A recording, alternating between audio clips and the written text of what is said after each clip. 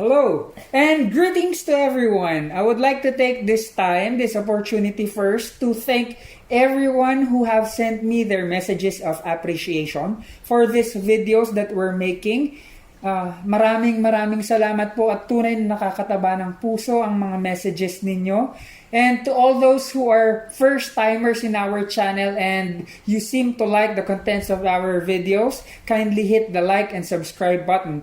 And to my students, kindly click that bell in order for you to be notified every single time that we're coming up with new videos. For today, for our 6th installment for our online microbiology classes, we will be focusing on microbial metabolism.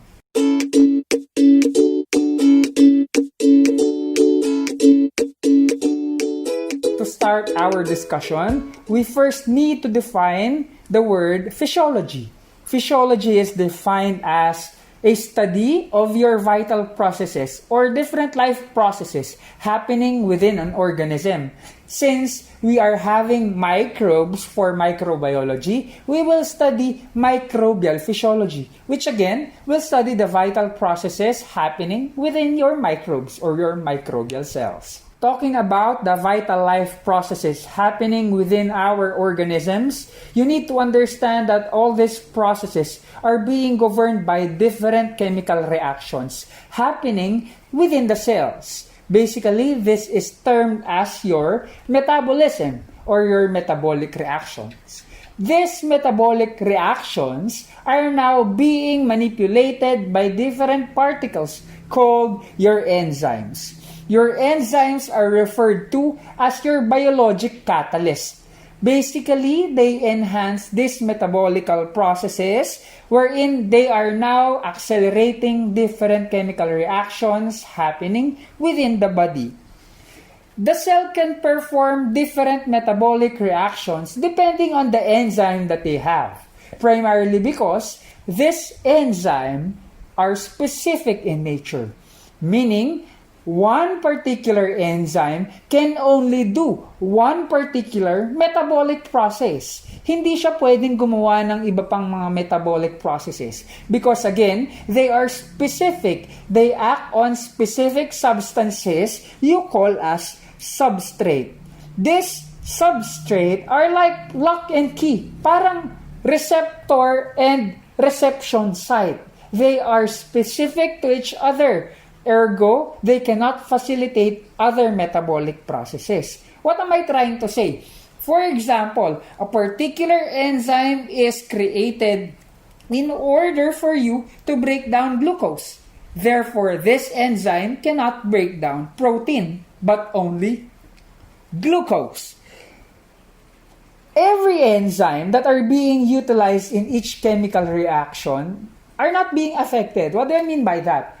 For example, a chemical reaction is being facilitated by a particular enzyme. This enzyme will not disintegrate or will not be damaged or be changed in chemical structure.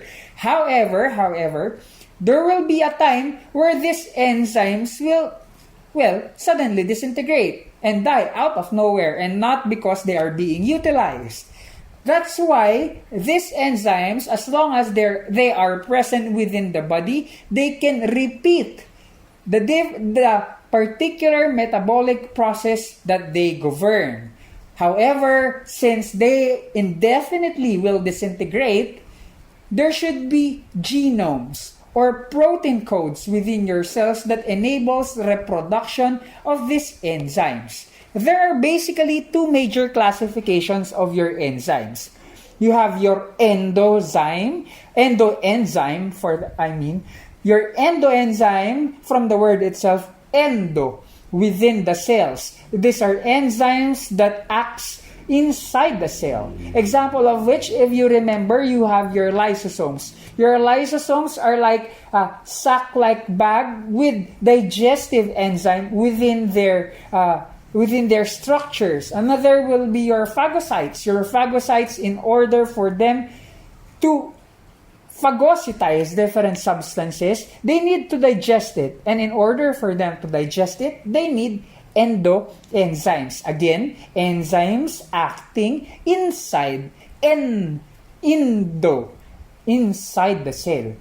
Those enzymes that are being utilized outside the cell or are being secreted outside the cell to its environment in order for it to take effect is what you call exoenzyme, panlabas, exoenzyme. Now we discuss the two major classifications of your metabolic reaction.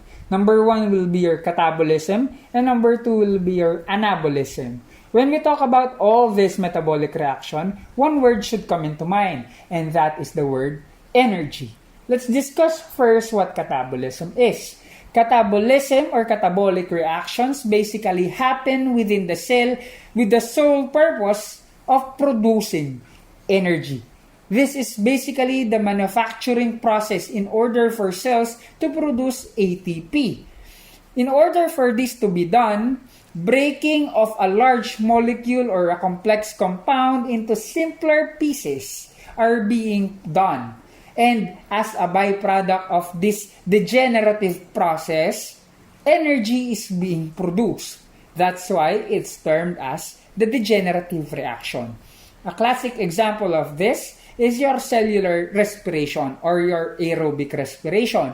Your aerobic respiration or cellular respiration basically is a complete catabolic process in order to convert glucose to energy.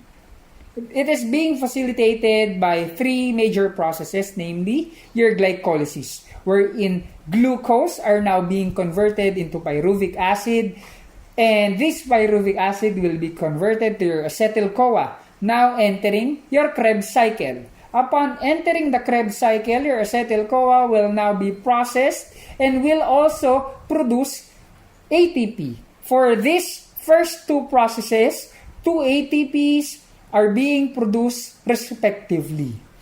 However, that is too minute in order to fuel our body with this glucose molecule.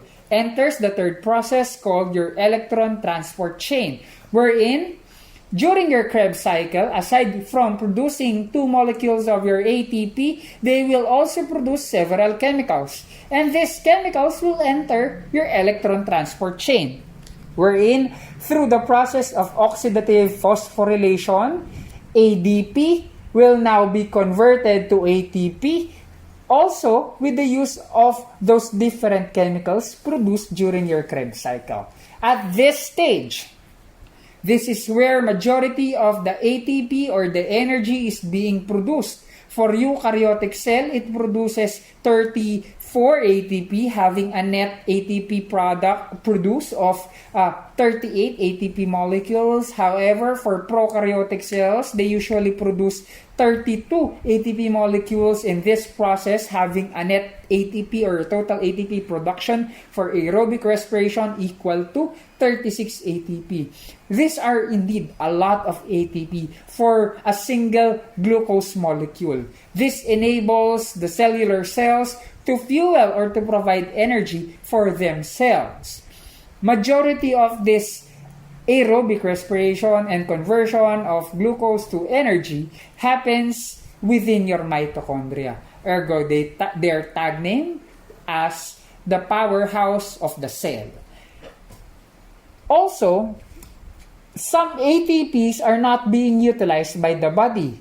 In order to preserve them, it will be changed into ADP. ATP, which was a complex substance, through the process of catabolism will now form ADP.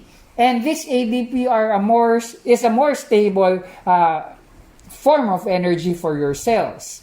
However, if the cell will suddenly be requiring tremendous amount of energy, another catabolic reaction will happen that will convert your ADP to AMP or adenosine monophosphate, which will provide energy to your cells as well. Another example of your catabolic reaction will be your fermentation, wherein glucose is converted into different products in the absence of oxygen. We have discussed this. Through the process of fermentation, we are now producing different substances such as your wine, wherein sugar was converted to alcohol.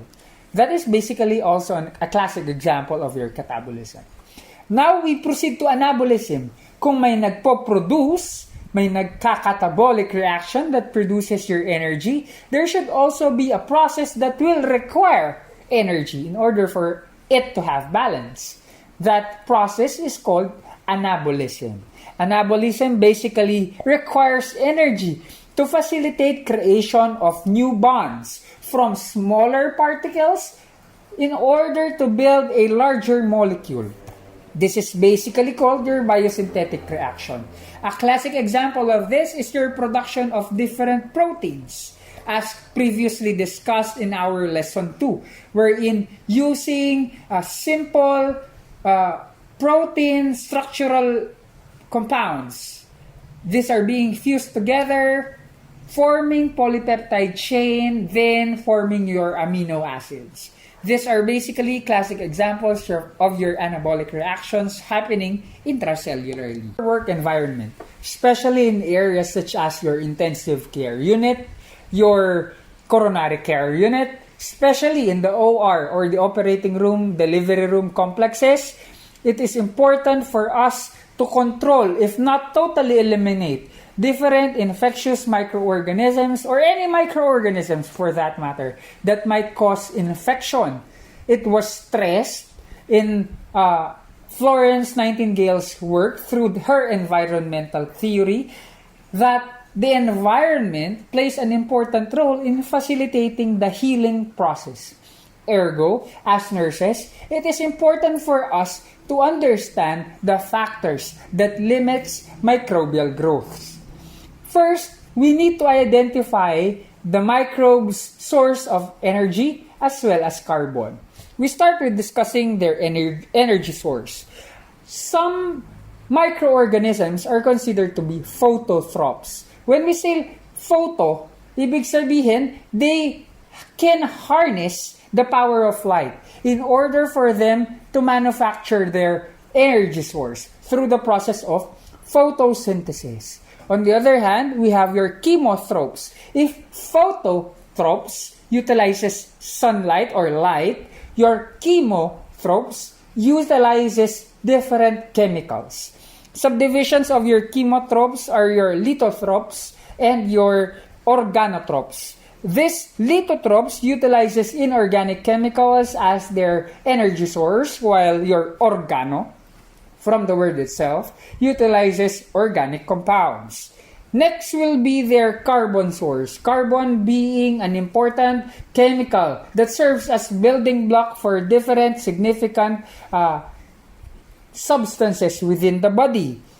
You have your autotrophs and your heterotrophs. When we say autotrophs, they basically utilize carbon dioxide as their primary or only source of carbon. However, heterotrophs utilizes different chemical compounds in the form of your organic compounds in order for them to have a source of carbon. Rather than utilizing carbon dioxide, they will utilize organic compounds.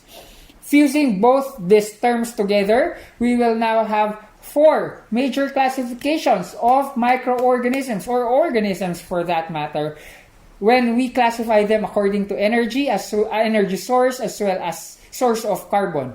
You have your autotrophs, which basically has or can harness light as their source of energy and carbon dioxide as their primary source of carbon. Example of which are plants. You have your photoheterotrophs, which has, yes, a photosynthetic component which enables them to capture light and use this light as their energy source. However, they use different organic compounds in order to have carbon sources. You have your chemoautotrophs. They do not have any photosynthetic pigments, thus their primary source of energy will be different chemicals. However, they are being able to utilize carbon dioxide present in the atmosphere as their source of carbon. And lastly, your chemoheterotrophs, wherein number 1, they do not have photosynthetic pigments, ergo their primary source of energy will be chemicals, as well as their source of carbon will not be carbon dioxide, but rather different organic compounds. To further our knowledge, we need to understand also the nutrient sources of our microorganisms. Basically, nutrients serves as building blocks in order to generate several chemical compounds that sustains life. The basic nutrient sources will be your siphons. That's our acronym. C stands for carbon, which was discussed a while ago. P for your phosphorus, H for your hydrogen, O for your oxygen, N for your nitrogen, and S for your sulfur. Ergo, our mnemonic, siphons. All these chemical compounds are considered the basic requirements of different cells in order for them to function. For other cells, there are other requirements such as your sodium, potassium, chlorine, magnesium, calcium, iron, iodine, as well as zinc. All of these are collectively known for human beings as our electrolytes. All this serves again as building blocks in order for us to generate chemical compounds such as your amino acids, your fatty acids that are all life-sustaining compounds that should be present in order for different cellular beings to function properly. Also, you need to understand that the majority of cells, or all cells, majority of them are made up of water. According to my lecture here, 75 to 95% of cells are comprised of water. That makes water a vital component in order to facilitate different metabolic processes. That's why it's important to consider moisture in order for us to control or to limit bacterial growth. Later, you will be hearing the term desiccation, wherein we will deprive microorganisms from water, basically drying them up. However, several organisms, especially those that will contain bacterial endospores, will be able to survive even though they are in a desiccated environment. That's why later on we will also introduce several processes in order for us to completely limit growth of our different microorganisms. Our next concept will be the concept of temperature. Two words that we need to define in order for us to understand the effects of temperature for microbial growth. Number one will be your minimum growth temperature. Your minimum growth temperature means any temperature that is below the minimum growth temperature will cause the cease of microbial growths. Ibig sabihin, hindi na sila magpo-proliferate. Next will be your maximum growth temperature. Any temperature above your maximum growth temperature will kill and eradicate these microorganisms. We can classify different microorganisms in terms of the temperature conducive for them to facilitate cellular growth and reproduction. You have your thermophiles. Thermo, ibig sabihin, mainit. They thrive in a warm environment. Usually, their optimum temperature in order for them to grow is approximately 50 to 60 degrees Celsius. Mesophiles, on the other hand, exist in moderate temperature, parang room temperature lang, or even the body's temperature. These mesophiles are, well, majority of your pathogens as well as your microflora, your indigenous microbiota, are classified to be mesophiles. Next will be your psychrophiles, which basically thrives in areas that are considered to be cold. Optimum growth temperature of psychrophiles will be 10 to 20 degrees Celsius. You also have your psychroduric. Although your psychroduric will prefer warm environment or warm climate, they are able to survive in a cold environment. A classic example of this is when you left that bread in the refrigerator after several days, you will now observe growth of molds. Molds now are considered to be psychroduric. So those are the four classifications of your microorganisms in terms of temperature. Another concept that is important for us to understand in order to control microbial growth will be your concept of pH. When we talk about pH, we are basically discussing the concentration of hydrogen within the cell. This is where the word acidic as well as alkalinic comes into play. Majority of your microorganisms would like to thrive in an environment that is considered to be neutral, meaning the environment's pH ranges between 7 to 7.5. However, indigenous microflora that exist within our gastrointestinal system, particularly in your stomach, would love to have an acidic environment.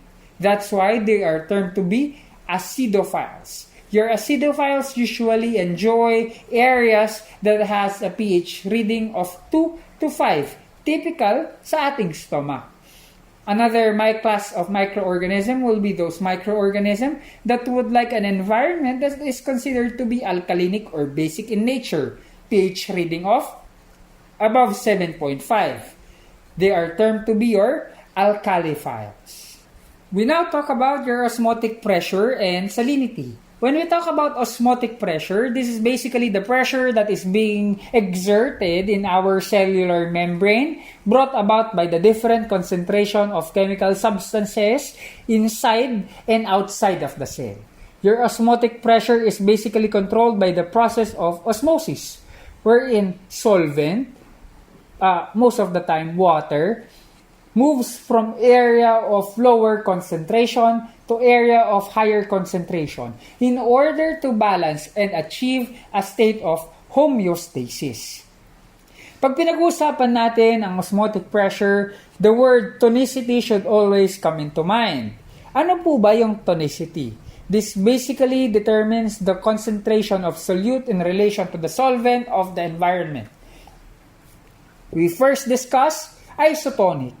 Isotonic means there is a balance between the concentration extracellular and intracellularly. Kaya walang movement na nangyayari sa water molecule natin.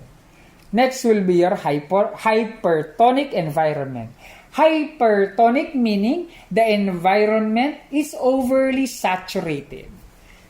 Example, you are swimming sa beach.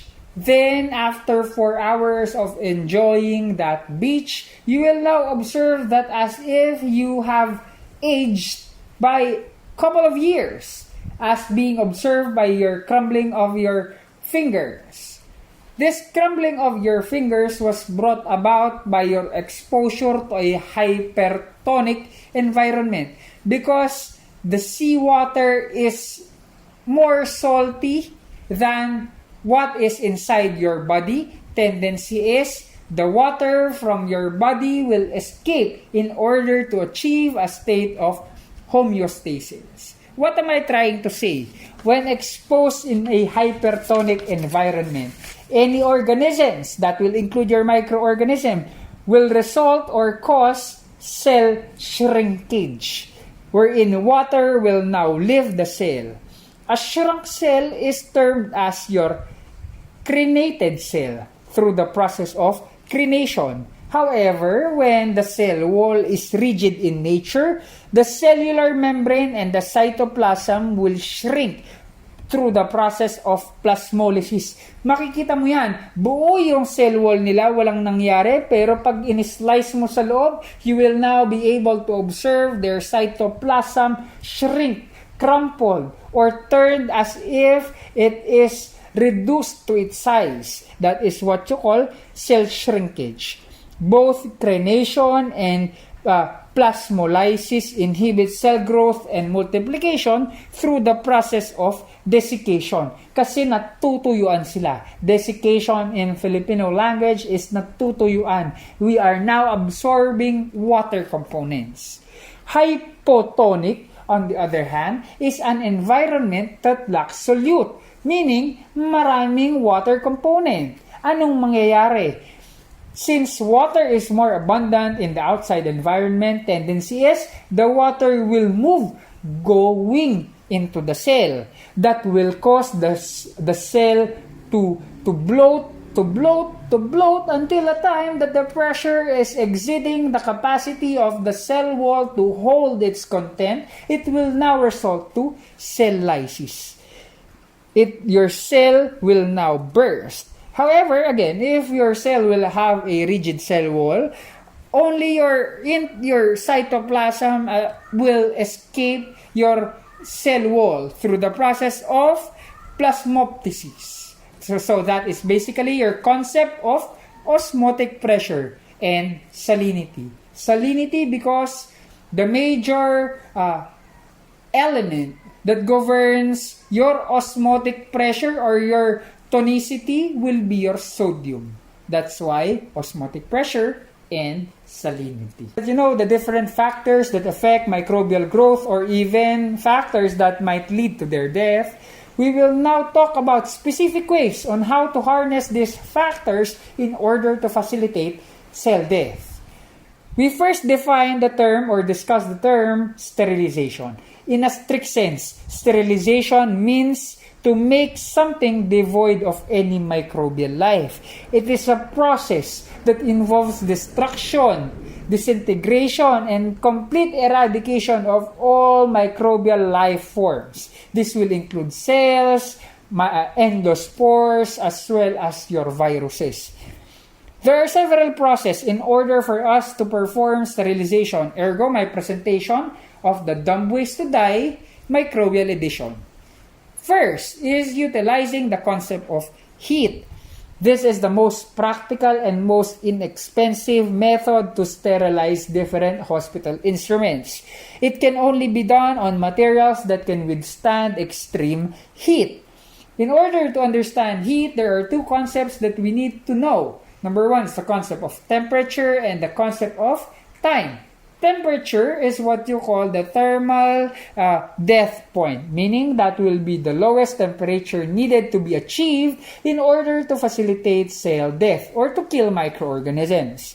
Thermal death time, on the other hand, is the length of time necessary to produce a pure culture at a specified temperature. Kailangan balanse ang oras at ang temperature in order to facilitate an effective and efficient sterilization process. Talking about heat, there are two major classifications to harness heat. Number one will be through dry heating, wherein we will expose a particular instrument directly under the influence of flame.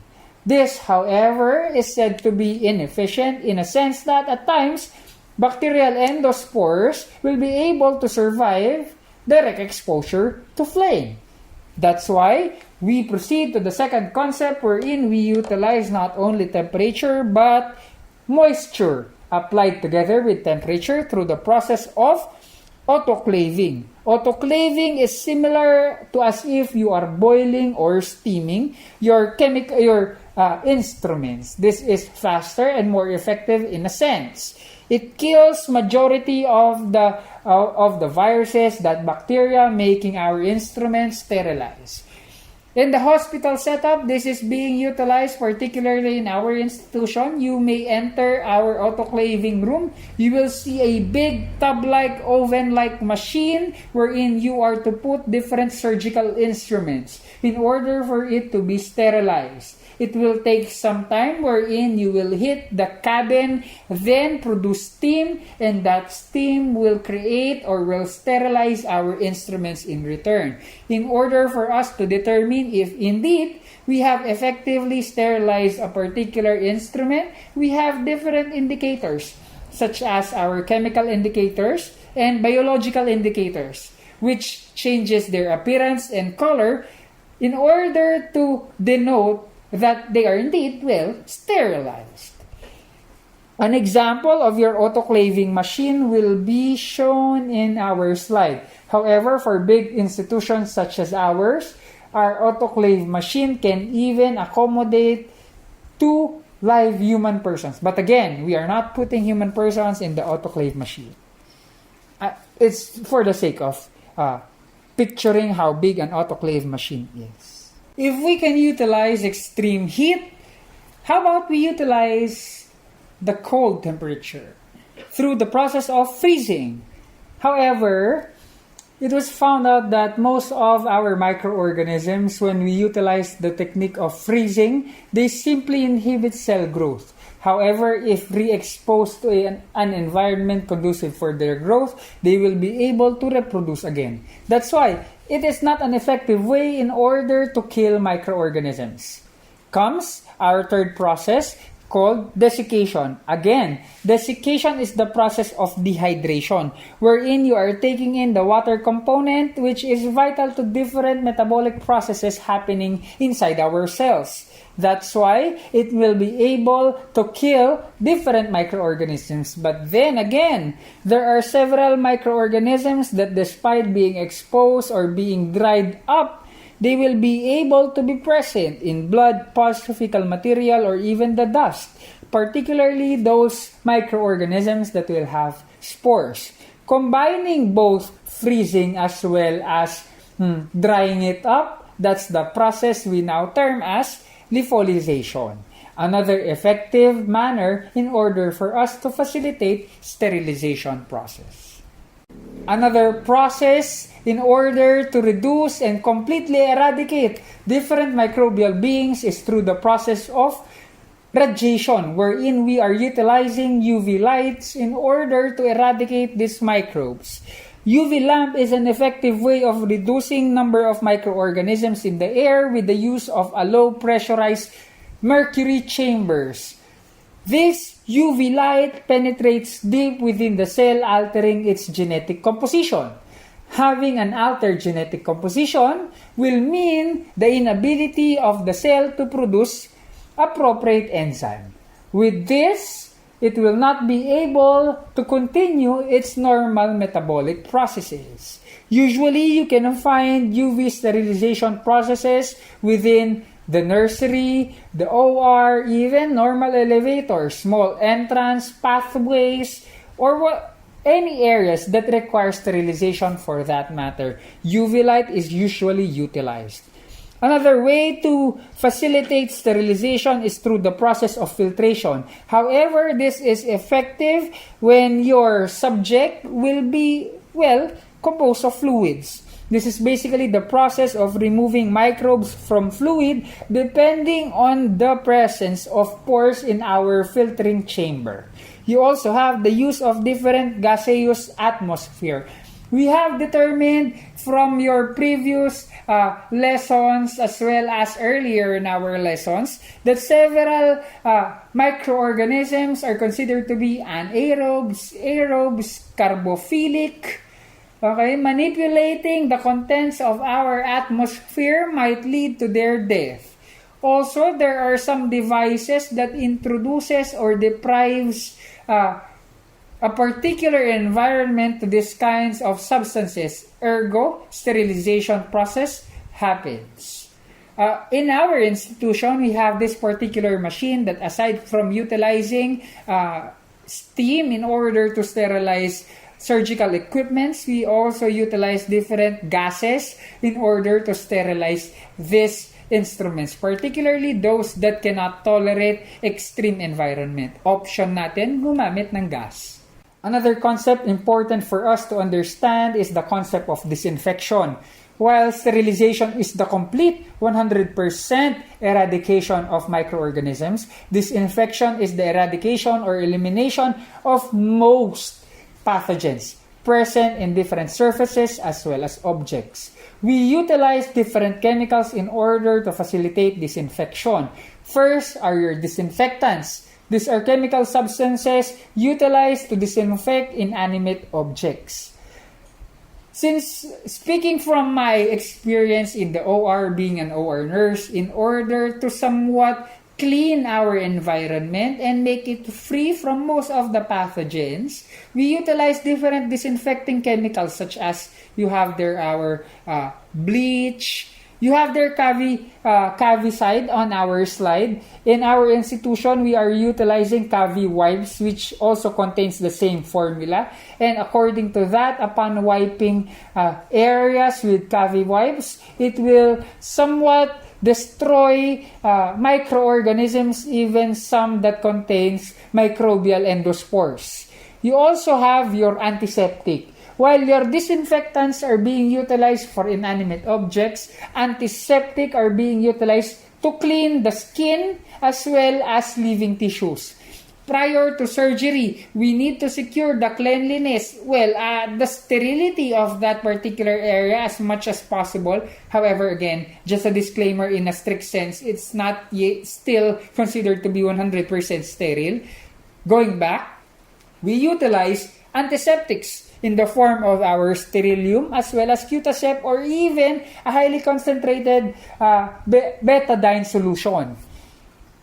Another term that we need to understand is the concept of sanitation. When we say sanitize or sanitation, it's basically the reduction, not necessarily killing. However, reducing microorganisms in a number which is considered safe for public health. That is basically your concept of sanitation. Just a quick wardrobe change because of the temperature starting to kick on me. However, I would like to rewind a little bit on what we've discussed. We have focused our previous discussion on ways on how to eliminate different microorganisms on the outside environment, or what we call in vitro, panglabas. Now we will be focusing on how to eradicate different microorganisms within your host cell, particularly human beings. We're gonna focus on the term chemotherapy. Chemotherapy pertains to the use of different chemicals in order to treat a particular disease condition. When we say chemicals, we are pertaining to drugs. As per definition, drugs are any chemicals, for that matter, that can affect living processes happening within the host cell. So technically, lahat ng chemicals are considered to be drugs. However, for this discussion's purposes, I will be utilizing the word drugs every now and then to pertain to those with therapeutic value. Ibig sabihin, may benefit sa katawan ng hosts, particularly human beings, because we will be focusing our discussion to different diseases that affects the human beings as of the moment. Magsimula tayo in discussing your antimicrobial agents. Although strictly speaking, this is not equivalent to your antibacterial because antimicrobial agents pertains to all microbes for that matter. Majority of your antimicrobials are considered to be antibacterial. Kaya at times, it is being used interchangeably. But again, strictly speaking, they are different from each other. There are two basic ways on how drugs or antibacterial or antimicrobial drugs can treat infectious diseases. Number one, they will kill the microorganism causing the disease. Or number two, they will inhibit the growth of that microorganism. When we talk about antimicrobials, probably the word antibiotics will come into mind. Antibiotics are basically substances that are produced by different microorganisms such as your molds or bacteria that inhibits growth of another microorganism or even facilitate death of that particular microorganism. This chemical substances or these antibiotics, due to the advancements in the field of pharmacology, we are now able to replicate them and alter them in controlled laboratories, enabling these antibiotics to cover a broader array of microbes, also limiting their possible side effects or adverse reactions. They are called semi-synthetic antibiotics. These antibiotics have specific traits in order for us to qualify that indeed they can efficiently and effectively kill microorganisms. Ito yung mga sumusunod na ideal characteristic of your antimicrobials. Number one, syempre, they should do their purpose. They should be able to carry out their purpose. And that is number one, to kill microorganism and or number two, to inhibit the growth of this particular microorganism. While killing the microorganism, of course, we would not want to injure or to cause harm to our host cell. That's number two. Number three, aside from harming the tissues surrounding or proximal to your target cell, there might be chemical reactions producing allergic reaction to the host or to human beings. We would like to avoid as much as possible allergic reactions because this might not only alter the reaction of these antimicrobials to our body, but also might cause debilitating conditions if not treated immediately. Next, It should be stable when stored. Meaning, okay, whatever form they took before you have utilized it or in the process of storing, upon consumption, they should be still the same. It should be stable because alteration to the morphological characteristic of your antibiotics or probably to the chemical structures of these antibiotics might alter their effect.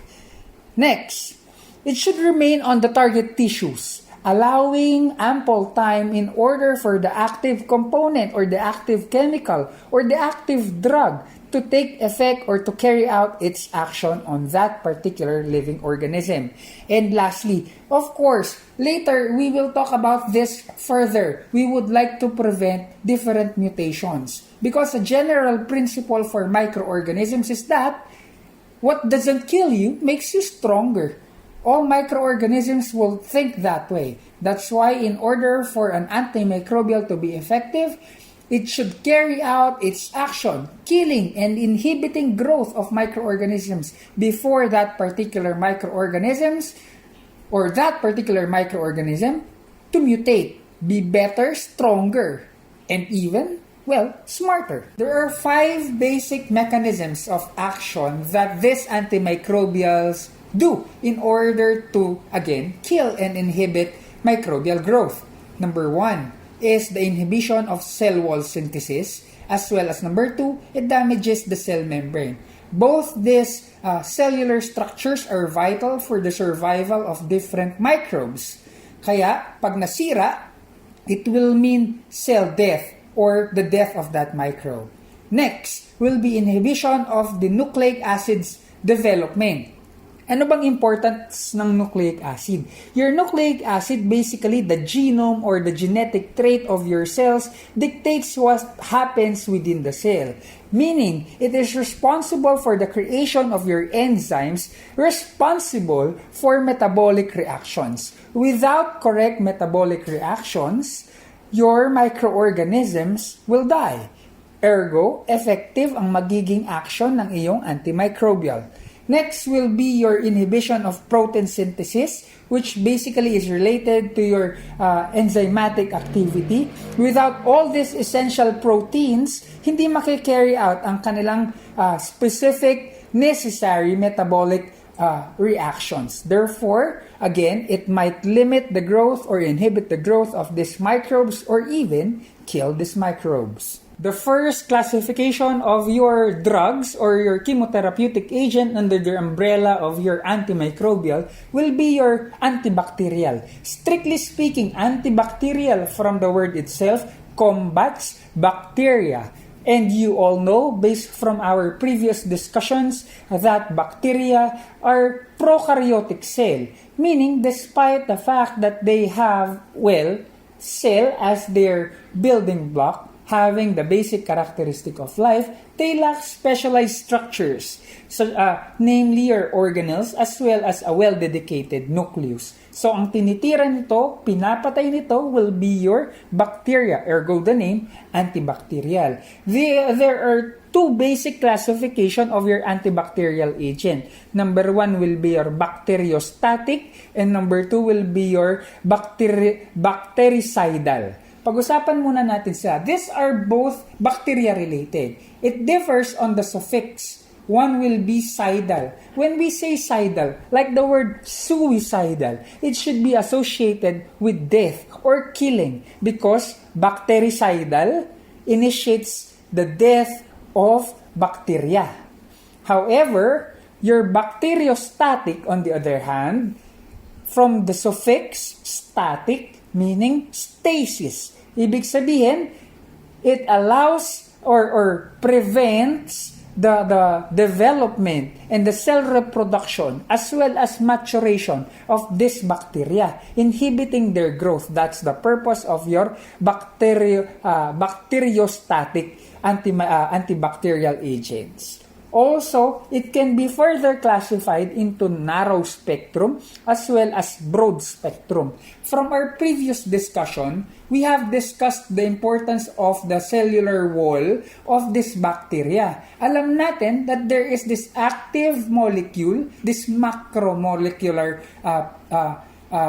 chemical present in the cell wall of these microorganisms, namely your peptidoglycan, which classifies bacteria to gram-positive and gram-negative.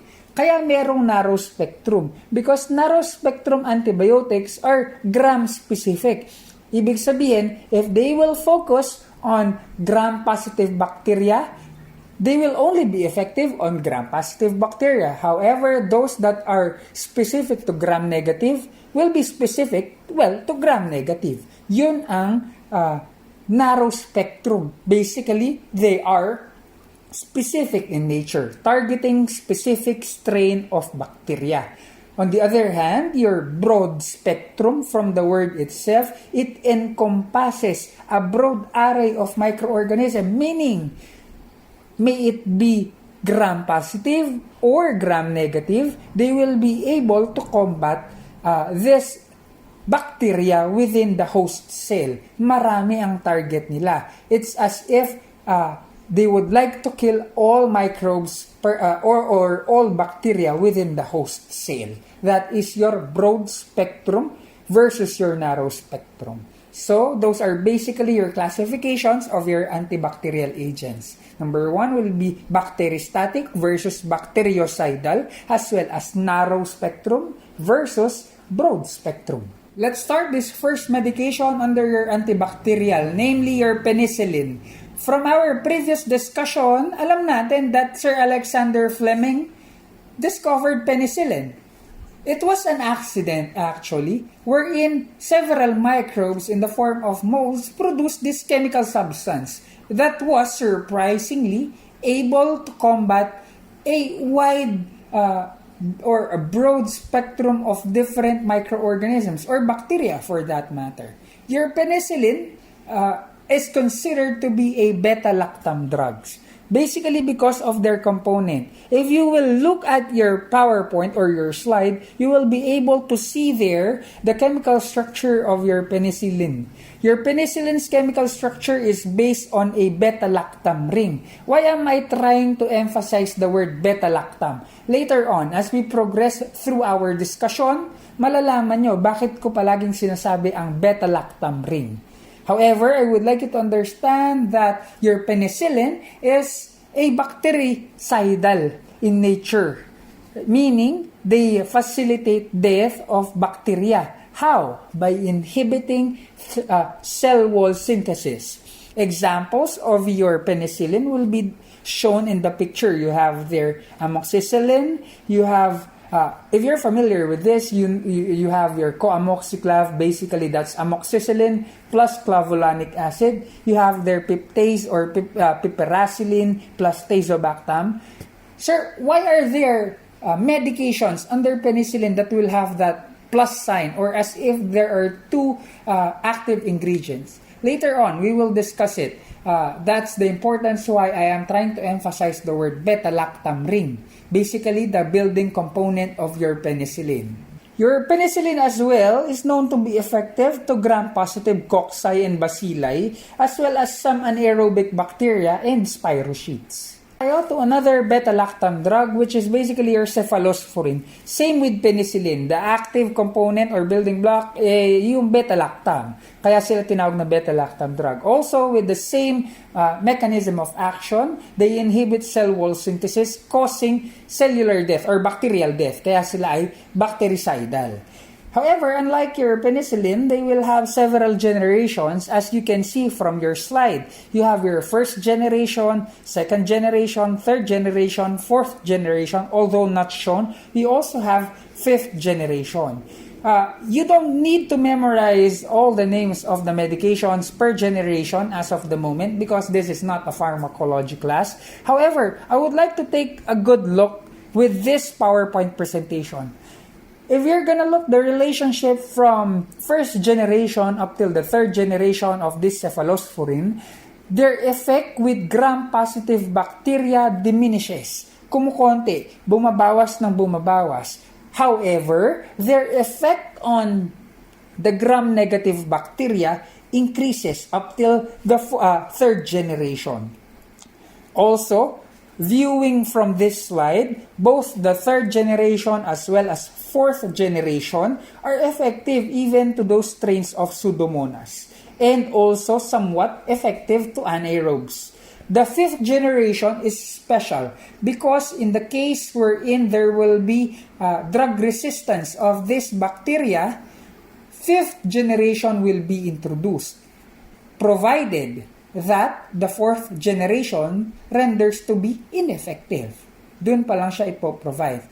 Well, a basic or a primary principle when prescribing medication is that we should start at the minimum type, requirement, and dosage of antibiotics that will be sufficient enough to combat microorganism. Because if you will start on top tier antibiotics, tendency is the next time that you will have another infection, it will be resistant to those tier na mas mababa.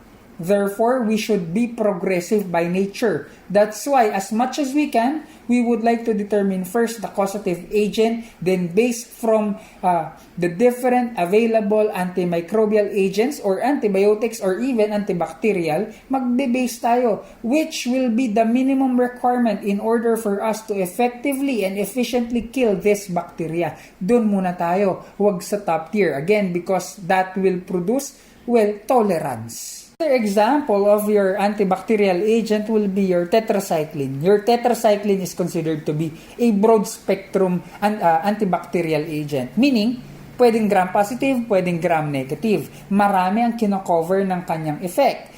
However, it is said to be that tetracycline is bacteriostatic in nature. Meaning, hindi niya pinapatay. Pinapahinto niya lang ang pagdami. Their primary target are basically your bacterial ribosomes. Inhibiting or targeting bacterial ribosomes in the end will prevent different protein synthesis happening within the cell. Kaya hindi magkakaroon ng correct enzyme production. Therefore, it will not be able to carry out specific or necessary metabolic reactions intracellularly. One thing about bacteriostatic agents.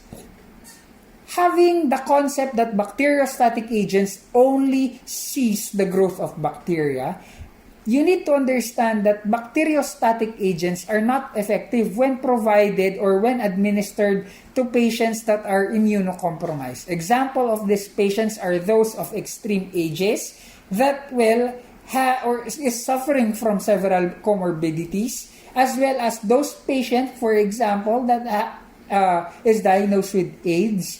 Their immune system is basically down, meaning the ability of the body to naturally combat diseases and kill pathogens is not, available. Kaya, if you will give them a bacteriostatic agent that will simply cease the growth of this bacteria, they do not have the capability to send reinforcements in the form of your WBCs in order to ultimately kill the bacteria. That's why providing bacteriostatic agent is a no-no for immunocompromised patient, primarily because it does not resolve the problem. Next will be your aminoglycoside. Your aminoglycoside, the same with your tetracycline, is a broad-spectrum antibacterial agent. However, it's bactericidal in nature. Main mechanism of action will be the inhibition of bacterial cell wall synthesis. Given in your slide are several examples of your aminoglycosides. Also, are divided into two major categories. You have your systemic as well as topical, meaning pinapahid. A common side effect of your aminoglycoside will be your nephrotoxicity as well as ototoxicity, meaning prolonged use of these medications is definitely not advisable because, again, it might affect your ears, ototoxicity, as well as your kidneys, nephrotoxicity. Your bactericidal or antibacterial agent will be your macrolides as well as your fluoroquinolones. Let's start with your macrolides. Your macrolides are said to be dosage dependent dose-dependent in terms of their action. Meaning, pag konti ang kanilang dosage or the administration of this medication, they are considered to be bacteriostatic. Pinapahinto lang nila ang pagdami ng bacteria. However, if administered with large doses, it might be considered as a bactericidal. The main mechanism of action of macrolides is basically the inhibition of protein synthesis. Again, without a correct protein synthesis, it will not be able to manufacture their correct enzyme, inhibiting or interfering with the correct metabolical processes happening intracellularly. You also have your fluoroquinolones. Your fluoroquinolones are bactericidal in nature. Its main mechanism of action will be the inhibition of DNA synthesis. Without the correct DNA, walang genetic code, walang magkocontrol ng tamang protein synthesis, ergo no enzyme is being correctly produced, ultimately limiting or inhibiting the metabolical processes intracellularly. A prominent problem in the field of microbiology as well as, pharmacology is the existence of drug-resistant microorganisms. In order to answer this concern of ours, dinevelop ang multi-drug therapy. Multi-drug therapy, from the word itself, will use multiple drugs in order to combat that particular microbe. Because again, we don't want to go back to our previous concept wherein we stated that what doesn't kill you makes you stronger. Rather, as healthcare professionals, we would like to completely eradicate the bacteria without giving any chance na sila ay mag-mutate for them to be stronger, better, and even smarter. Kaya kailangan mag-administer ng multiple drug therapy. An example or specific example of this is your treatment for tuberculosis. If you have heard the utilization of RIPEs, these are 5 medications specifically used to treat patients positive of tuberculosis.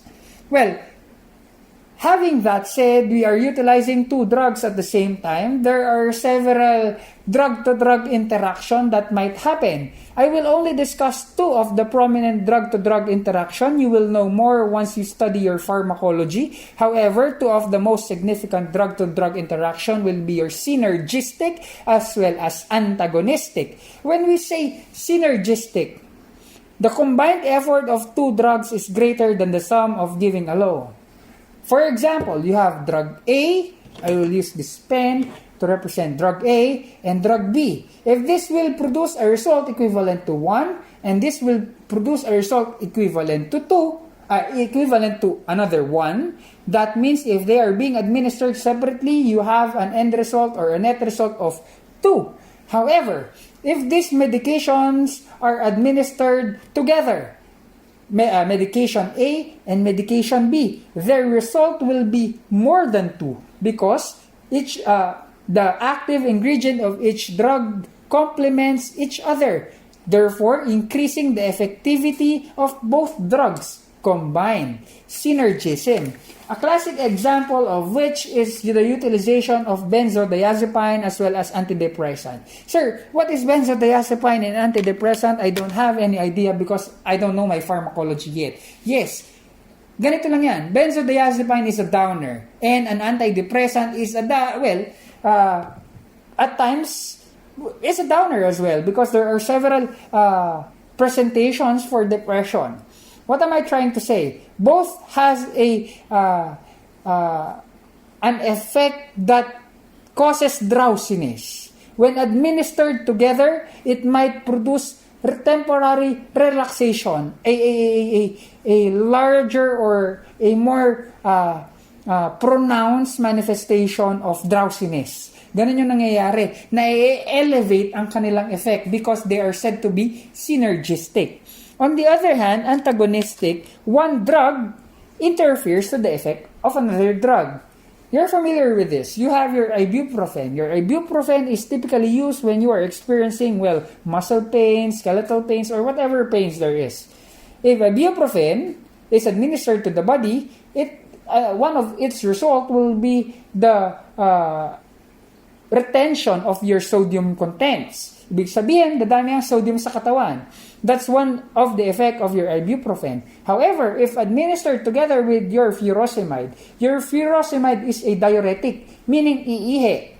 Iihi ang alin? Sodium. Ibig sabihin, this one is sodium wasting, this one is sodium retaining. When administered together, they will cancel each other out. Yung effect ng dalawa ay mawawala because they are antagonistic. You don't need to memorize all those examples. What I'm trying to say is synergistic.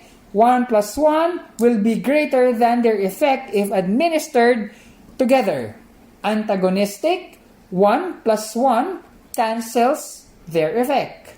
That's basically your basic drug-to-drug interaction when it comes to multi-drug therapy. Now that we have finished your antibacterial, punta naman tayo dun sa ibang microbes. If your antibacterial is for or can be tagged as antiprokaryote because bacteria are considered to be prokaryote, punta naman tayo sa antifungal as well as antiprotozoal. Let's focus first on antifungal. There are 3 main mechanisms of action for antifungal agents to work. Number 1 is binding of cell membranes to sterols. You also have interfering of sterol synthesis, as well as blocking mitosis and synthesis of your nucleic acid.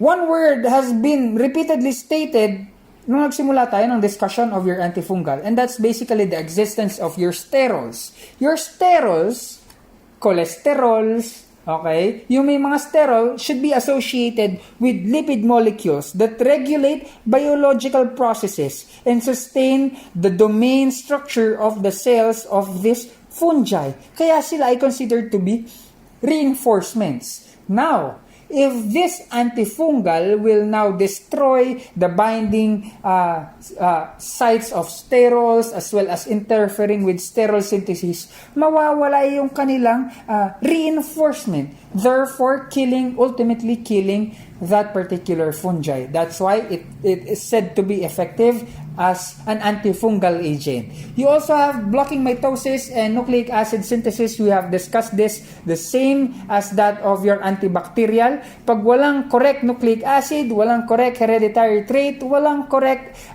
manufacturing of your proteins, ergo no enzyme, no metabolism.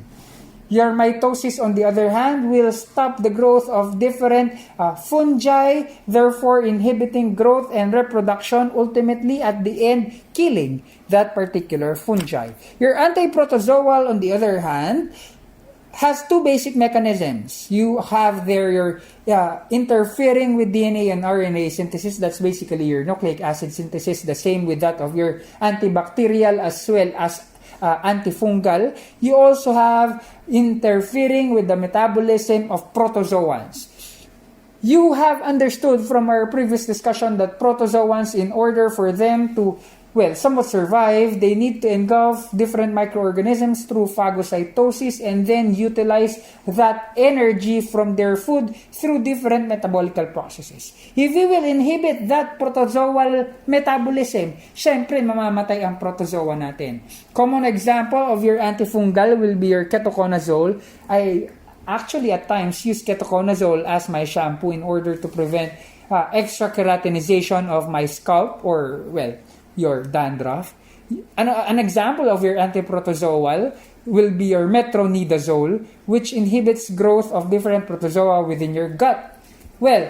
Basically speaking, your antifungal as well as your antiprotozoal, since they're targeting eukaryotic cells, which has a more complex cellular structure, basically antifungal and antiprotozoal will be generally toxic compared to antibacterial agents, because in order for them to completely eradicate these microorganisms, they need more power because these microorganisms has more structure, ergo it's more toxic.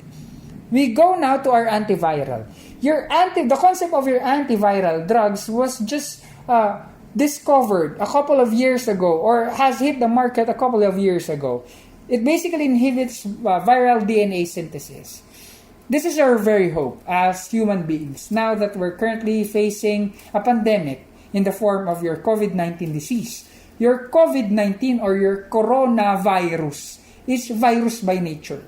That's why as of the moment, we would like to somewhat develop an antiviral drug. However, it's so hard to develop an antiviral drug because unlike your antibacterial, antifungal, and antiprotozoal that can grow outside of the cell, your viruses are obligated pathogens. Well, in fact, they are considered to be parasites in the first place, meaning they need to infect a host. They cannot grow outside on an outside environment. That's why it's hard for us to culture these particular microorganisms. Therefore, it's hard for us to develop medications for them.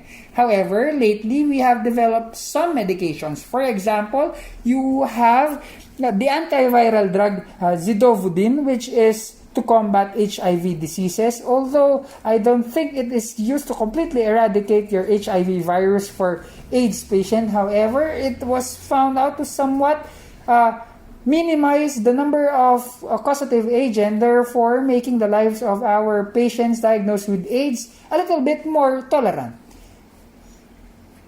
Well, as of the moment, going back to the issue of your COVID-19 disease, an antiviral drug that was discovered a few years back in order to COVID your Ebola virus has said to be promising in terms of treating this pandemic. I hope it does, in order for us to go back to our normal lives. I'm talking about your remdesivir. Your remdesivir is an antiviral drug that was used again to combat Ebola, and somewhat it shows promising result in order for us to completely eradicate the current cause of every single changes in our life, which basically is your COVID-19 disease.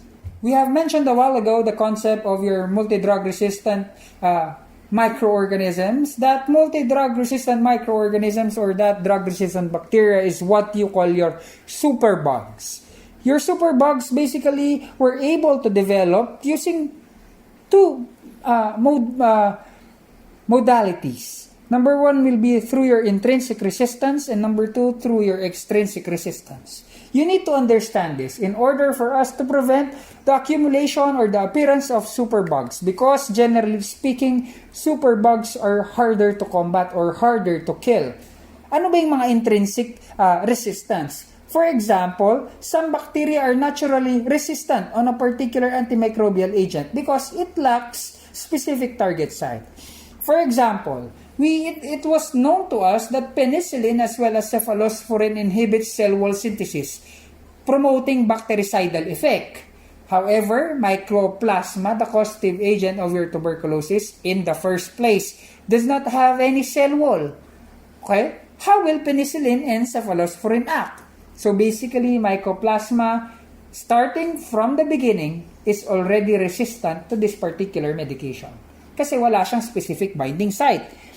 Next will be if the medication is unable to reach the area that we're targeting. For example, your microorganism is now starting to infect the brain cells. There is what you call the concept of the blood-brain barrier, having a semi-permeable layer allowing selective substances only to proceed to the structures of the brain. If your medication is said to be unable to cross this blood-brain barrier, it will not be effective. It will not be able to combat your causative agent. Therefore, that is also considered an intrinsic resistance. Wala tayong magagawa doon. You only need to find another medication that might be able to do that particular activity. Find a medication that combats bacteria by, well, not just by inhibiting cell wall synthesis, but perhaps DNA synthesis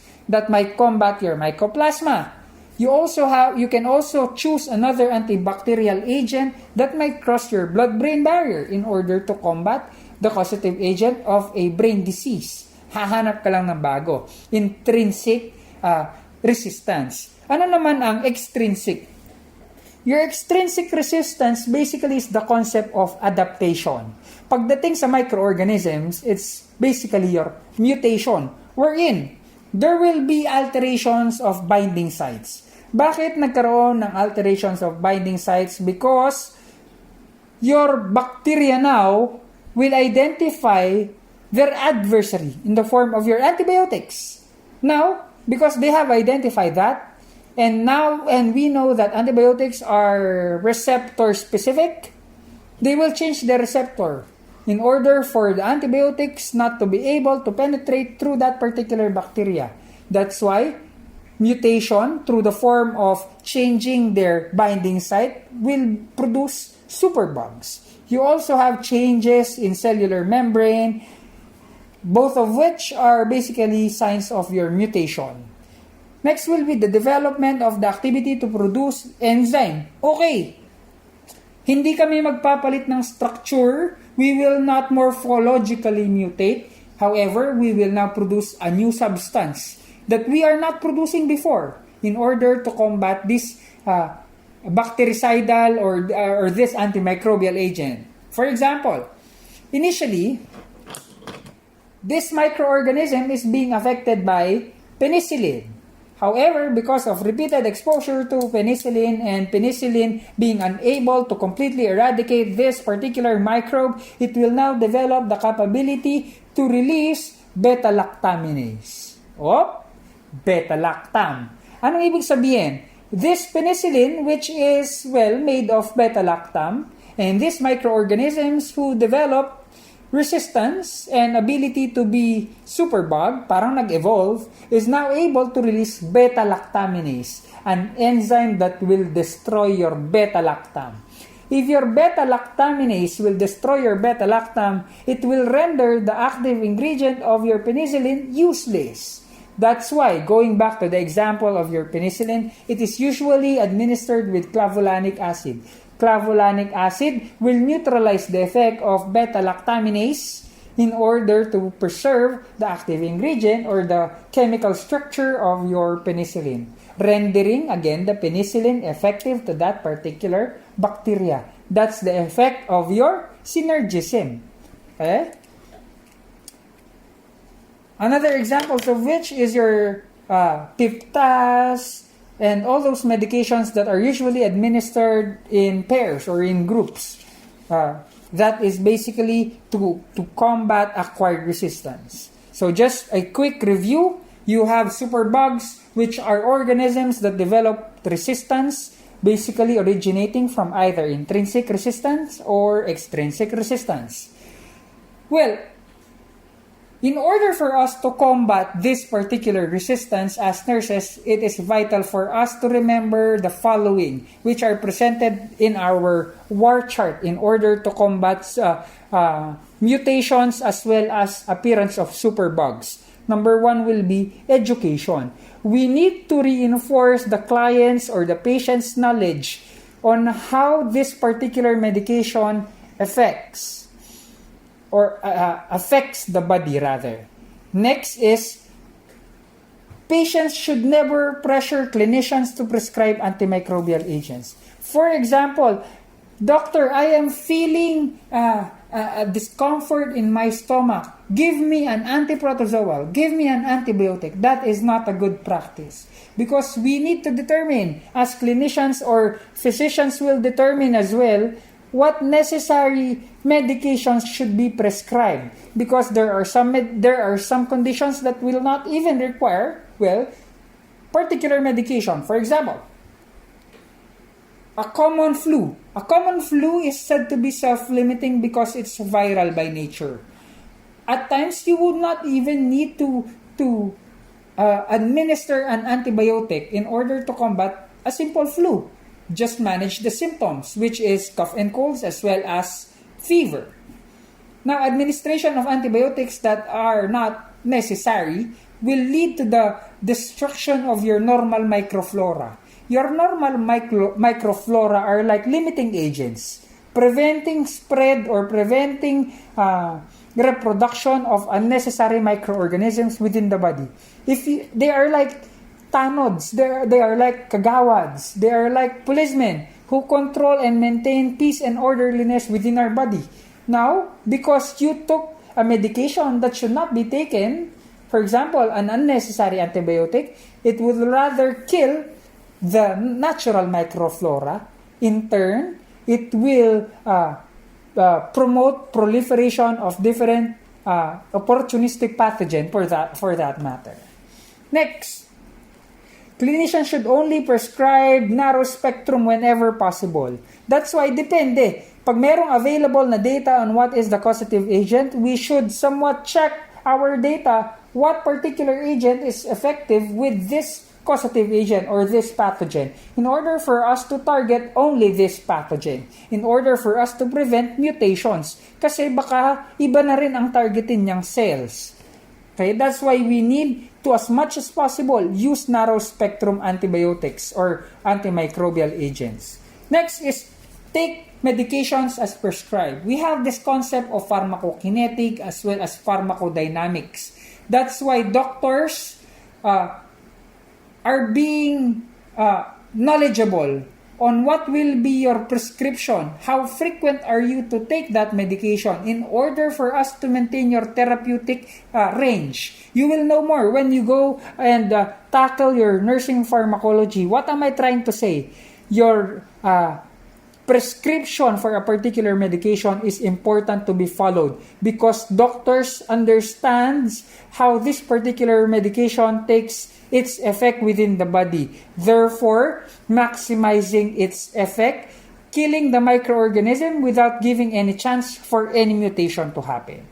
Next, prescribe only appropriate amount because again, prolonged use of different antibiotics might cause the destruction of different natural microflora, leading to superinfection. Next, it's critical that clinicians should only use antibiotics as necessary, which was previously mentioned and justified. For patients, do not stock your antibiotics. If not taken, destroy it. Do not buy medications, particularly antibiotics, in excessive amounts in order for emergency purposes. It does not apply. It's not an emergency drug.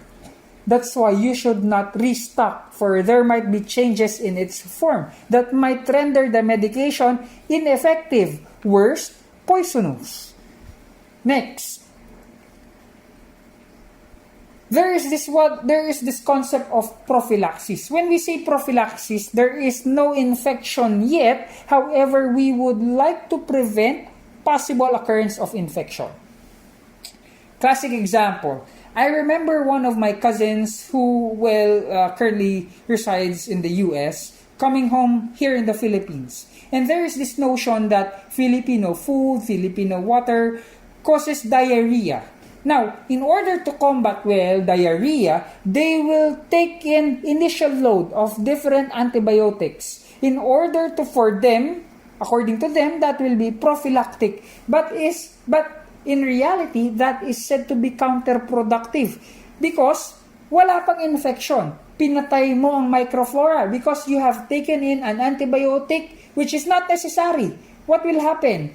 The more chances or the likelihood for you to develop or to experience diarrhea now because it is an appropriate use of prophylaxis. That's why doctors only are the persons who are eligible to prescribe antibiotics for the purpose of prophylaxis or any antibiotics for any purpose for that matter.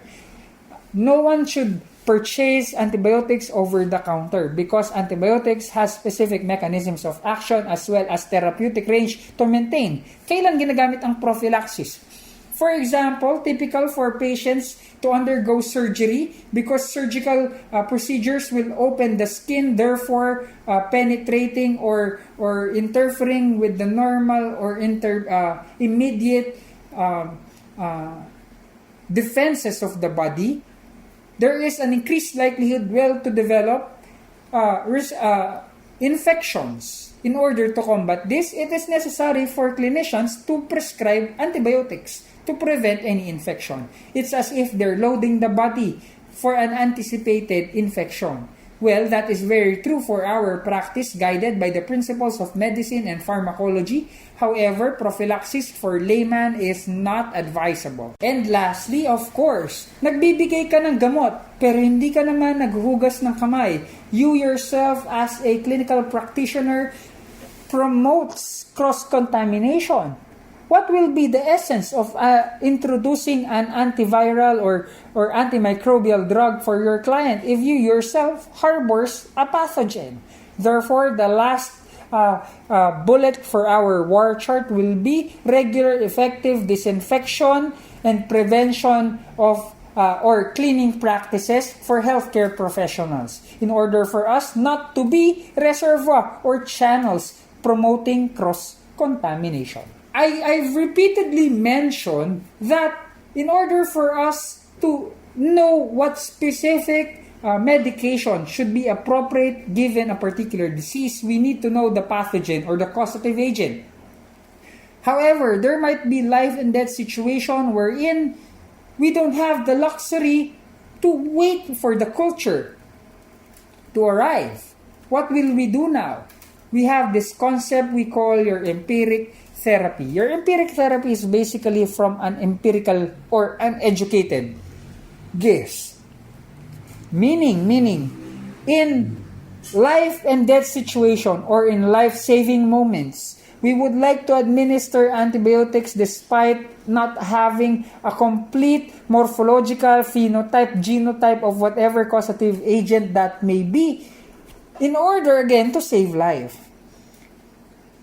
That is what you call your empiric therapy. Using your empiric therapy, there are several considerations that you need to take account. Number one, we use this what you call packet chart. Your packet chart are a list of all antimicrobials present in your institution that can be a probable treatment for a particular pathogen once a particular characteristic of that pathogen is identified. What am I trying to say? It takes time for us to produce culture. However, if we have somewhat identified a specific structure, we have this pocket guide, this list of antimicrobial agents that might be effective to those microbes that has the same characteristic. So, in order for us to make a well-educated guess or an empiric therapy, we need to use this pocket chart as if these are the knowledges gained through time by the institution that indeed this particular medication might be effective in treating this particular pathogen. Kaya pwedeng gamitin ang pocket chart natin. Also, another will be, is the patient allergic to the active ingredient of this medication? Number 3, the age of the patient.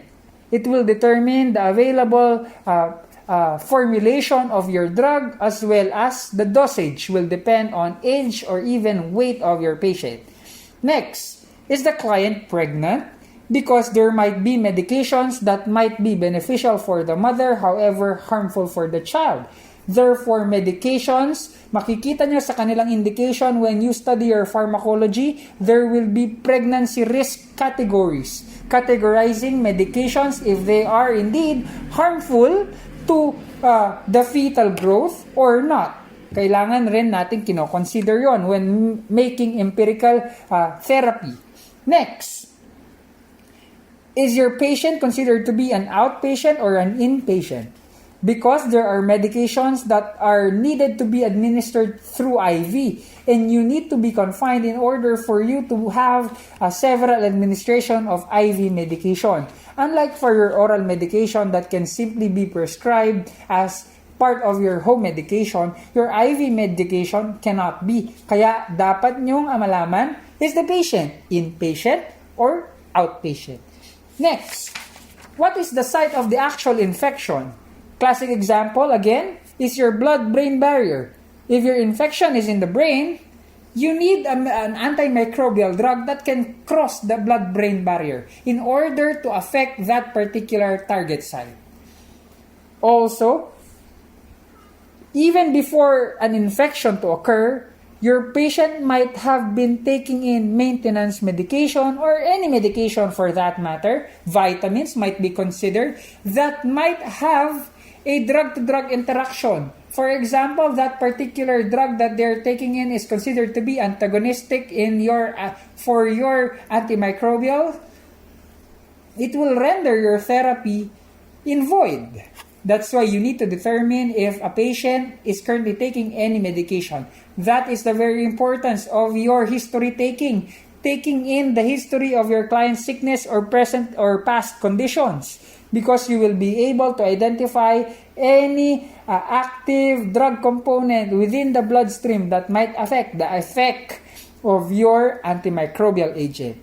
And lastly, is your patient having any comorbidities or is the patient immunocompromised? Because again, you are not to provide bacteriostatic medication for patients that are immunocompromised. Lastly, we are to know, or we should know as healthcare professionals, what are the undesirable effect. Ano ba yung ayaw nating maging effect ng ating antimicrobial agents? Number 1 is selecting resistant microorganisms. According to my lecture, my antimicrobes might kill other organisms that will have the same receptors within the body. In turn, it might lead to the proliferation of other organisms that are resistant to that particular medication. What am I trying to say? If your antimicrobial drug is also able to kill your natural or your indigenous microflora, your indigenous microflora is there and able to regulate the growth of different pathogenic substances. Ngayon, pinatay mo sila. What will happen? There will be an opportunity for these pathogenic substances. There is a visitor of these pathogenic substances. Therefore, it might result to what you call superinfection. Superinfection, on the other hand, due to prolonged exposure to a broad-spectrum antibiotic will now again destroy your normal microflora. Magkakaroon ka ng development ng infection in turn. That's why you need, again, to take medications as prescribed. Next will be your allergic reactions. Your allergic reactions are untoward reaction to the active chemical component of your drug, therefore producing different combative mechanism of the body in the form of your your allergic reaction with the release of your histamines. Anong nagiging problema?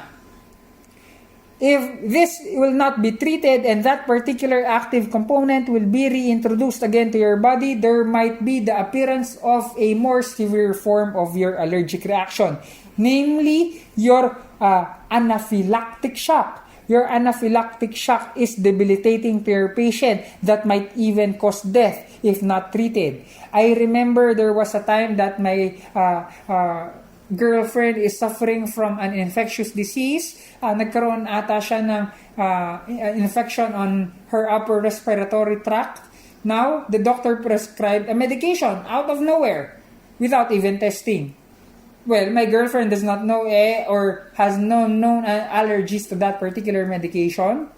Yes, she was treated with that particular infection. However, he developed generalized rashes all over the body that somewhat presented as if she's having a generalized edema. So that is a classic example of your allergic reaction. She almost experienced narrowing of the bronchial walls brought about by that particular allergic reaction. That might even lead to anaphylactic shock. So, buti na lang, she's knowledgeable of what happened to her and immediately we were able to rush her to a particular institution and treated that allergic reaction. What is your responsibility now as a nurse? We have this what you call skin testing, where you are to introduce small amount of the active ingredient of your antibiotics to your patient's skin, checking for any appearance of rash that might indicate an allergic reaction to that specific component. Kaya dapat ba, necessary bang gawin ang skin testing? Yes, because especially if you don't know any present or current allergic reaction or history of allergy from your patient, that might be beneficial for you as a healthcare provider because a necessary introduction of your antibiotic that might cause to allergic reaction is your liability. Lastly, you also have your high toxicity. There are some medications that are considered to have a low therapeutic index, meaning yung kanilang value na therapeutic sila at value that they cause poison is almost at the same level. That makes a very minimal margin of error. Isa pa, if your medication is said to be having a minimal or narrow therapeutic range, meaning a little bit adjustment of the dosage of your medication might cause, adverse reaction.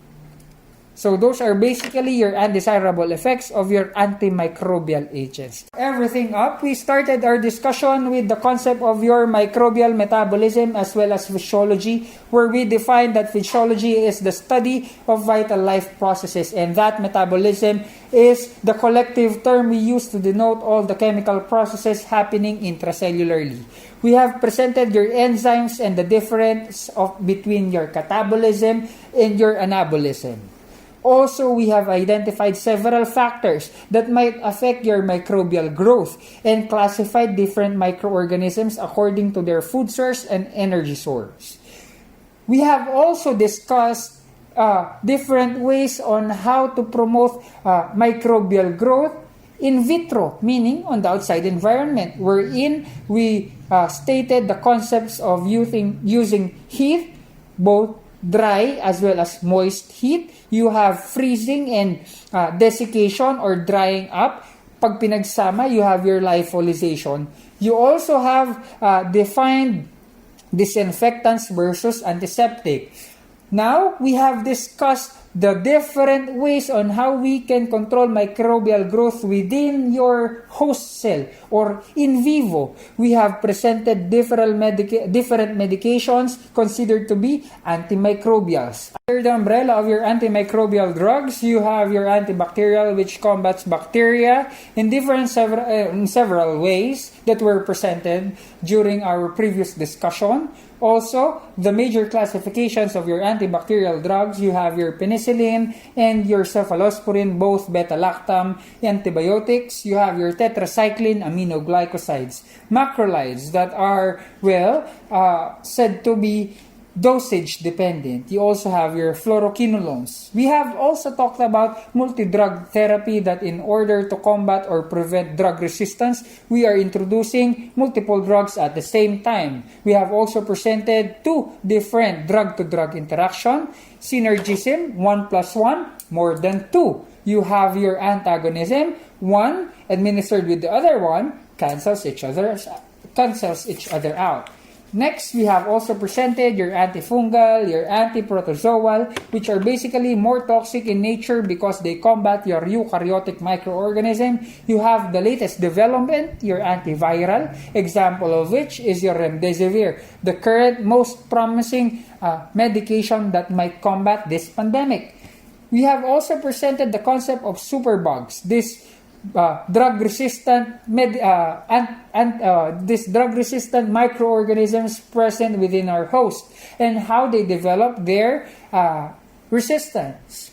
Also, in order to combat that resistance, we've talked about the different principles of your war chart in order to prevent appearance of superbugs, namely your education, the correct prescription, the correct manner on how we take medication, the do's and don'ts of prophylaxis, the necessary precautionary measures when we stock or definitely not stock medication, and lastly, the importance of correct execution of hand hygiene in order to prevent cross-contamination. And lastly, we have discussed your empiric therapy and provided considerations in performing empiric therapy or your educational guests, and presented the different adverse effects or untoward reactions of different antimicrobial medications to our clients or patients. With that, we end our session for our microbiology this time. I would like to wish you all the best and that you remain safe despite the continuation of this pandemic situation that we're in. God bless everyone, and I am reminding you that learning is always a fun experience.